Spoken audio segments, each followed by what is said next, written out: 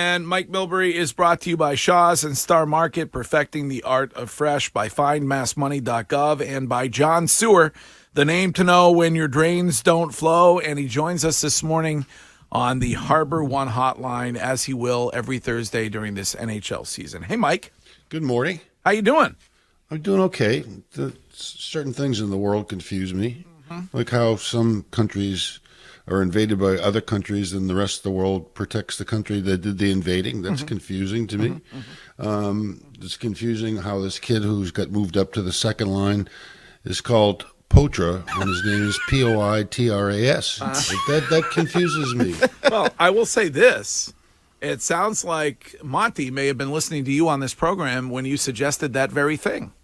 Well, I don't know if he listened to me or somebody else, but I'm glad he did it because this is the opportunity that he needs to provide this guy to see what he's got going forward and whether he's ready or whether he will be ready in the future. And there's no time like now where the holes were created by the retirements of Krejci and Bergeron, and go for it, man. I mean, you only live once.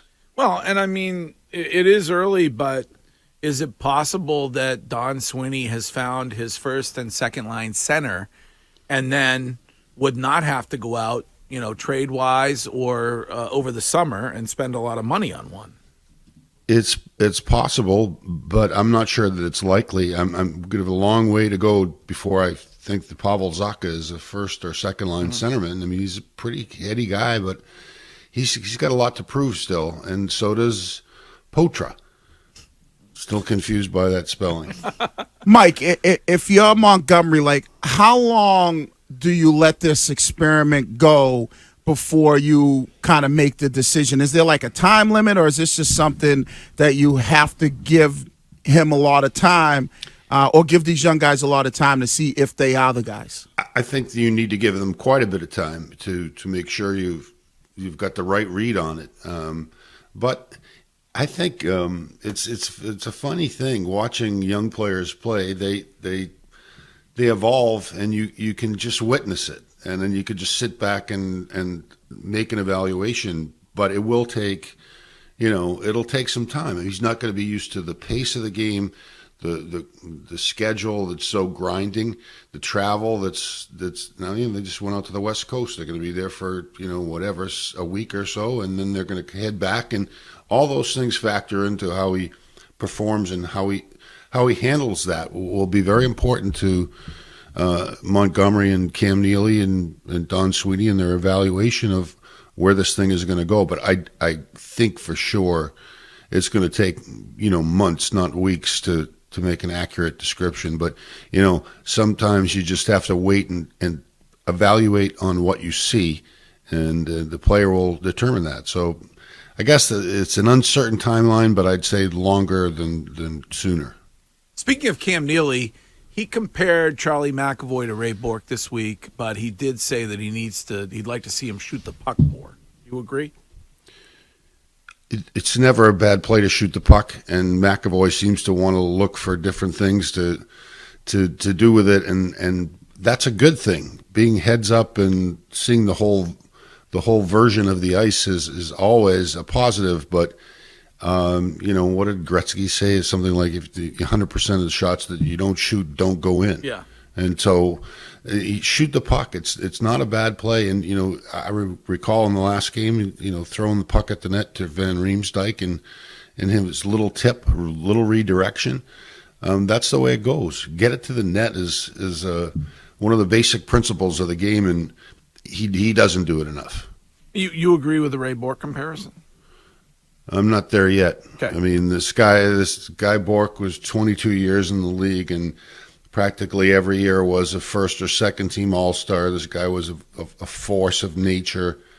Physically, I mean, he was just incredible to watch, incredible to coach. I mean, it was just too easy for a coach to be behind the bench and say, "Okay, Ray, you're up," or just wait for Ray to stand up and go. It was nothing. There was nothing to coaching this guy, and from the very first day, and I think I've mentioned this, the very first practice at training camp, I watched Ray play, and I was just astounded at how good he was, how mature he was.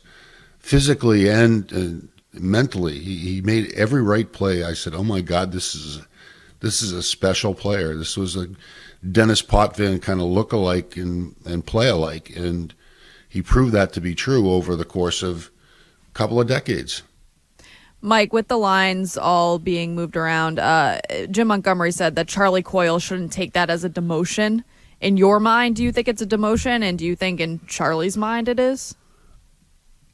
I guess I would say that if I were Charlie Coyle, I would be a little disappointed because, and I don't know what the conversations were over the course of the summer, but he probably thought he was going to play with some pretty special players, and he's still going to play with some pretty good players. But on the other hand, I think it's not, it may be hurtful to Charlie a little bit emotionally, but I think it was a mistake on the part of the Bruins to put him there in that position. And they probably put him there because of the lack of apparent alternatives until Poitras became available and looked like he was going to be something of an alternative. But you know what? He's one of the best third-line centers in the league, and I would have said that to him over the summer, and I said, you may get pushed to second line, but you're probably going to go back to where you're best suited, and so don't take this emotionally. But you're a player, and you have feelings, and I think he probably thinks it sucks. It's going to be a decision to make when it comes to Jake DeBrus. What do you need to see from him this season? Commitment, speed, of course, goal scoring, of course, but commitment. Every game, I want him to be visible, not just a once in a while guy. I think if you commit yourself to a team and to to a line or to a role on a team, and you become visible, you start to feel a big part of it. He needs to become one of the solid foundation pieces of this team, and this is a really good year to show it. Mike, when you look at Poitras and the challenges of being a center on this team, what's the biggest challenge for him? Is it going to be the defensive side of the ice? It's going to be, trying to replace a guy that was able to have great chemistry with Brad Marchand and being an offensive presence? What's the biggest challenge that you see for him, especially now that he's up on the playing alongside Marchand?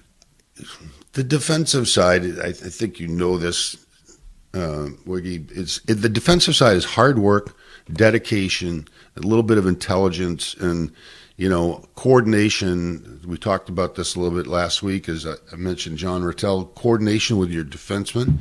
But the art form of the game and the object of the game is to score goals. He has to find ways to feed the puck to his wingers to get them open and in positions where they can shoot and score, and then when he has the puck to shoot and score himself. I mean, that's what a first or second line center does. If he doesn't do that, he's no good. He can't be in that position, and so his focus should be on that. The defense will come. I think it will take some time. You learn some lessons defensively, but it's just nose to the grindstone kind of stuff. But the offensive stuff is what they're looking for, because that's what wins games.